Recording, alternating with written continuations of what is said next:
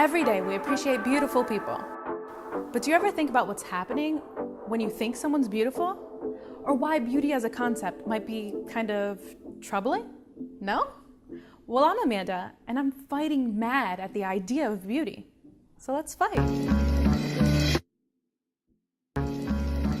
This guy has a working theory that 85% of good looks is averageness. Averageness meaning the average of all possibilities. Averageness meaning ideal, which means whatever you do, don't look different than the ideal. One police department found that if you blend all of the mugshots together, the average criminal is quite handsome. Remember that one guy who launched a modeling career off of his mugshot? That's what happens. There's a kind of mathematical math used to determine how ideal you are, or a mistake, using the golden ratio. So the golden ratio is bullshit. It has no bearing on existence. Existence is just not that simple. But if we're genetically programmed to appreciate a concise type of beauty, then that's some sinister Aryan shit. Which leads us to infants who had blinking contests with pictures. In one study, photos of ideal faces were preferred by infants who stared at them for longer. Shallow babies. Who raised you? Oh, nobody. The silly idea of there being an exact thing that you're supposed to be begins in nature. Before nature can be taught, why nature should be untaught. Here's the part where the problem sounds like a problem.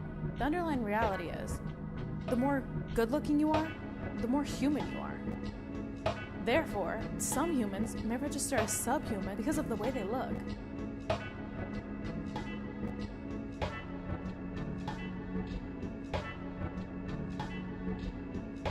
What I want to know is who's this ideal person we're all supposed to look like?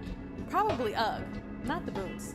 The caveman, banging the absolute maximum amount of rocks and the manyest women. Banging. You may find Ugg's roguish psychopathy endearing, but then again, you might be terrified when you find out your 4-year-old really just enjoys choking his baby brother. Some things we like become kinda bad when they become other things we like. And that, my friends, is how you know they're bad. What if the 85% rule holds true for our behaviors, and a fun personality is nothing more than a collection of safe, socially acceptable habits?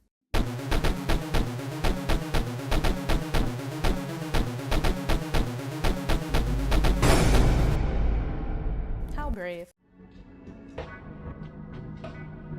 Many villainize ads with super skinny, photoshopped women, but data shows that consumers buy less from non-ideal models. Unattainable beauty standards are not some sort of ploy to create insecurities. Companies are simply responding to what works. Your catalog's awful. I'm not buying shit off of a fat chick. I don't care how fat I get. Anyone who's unhappy with themselves because they don't fit the mold, well, I have a message for you. Find a better reason to dislike yourself. The mechanics inside us that are used to judge beauty are ugly, outdated, and susceptible to group thinking. Sexy is not for feeling good. Sexy is for selling and for sale. Since I'm fair, I'll give beauty this.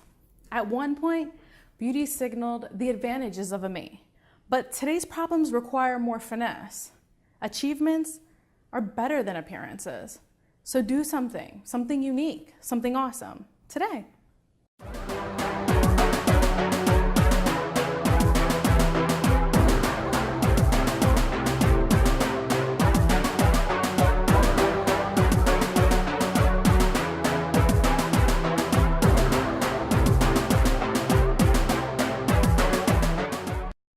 Subscribe if you liked it and share, baby. There's a kind of, no.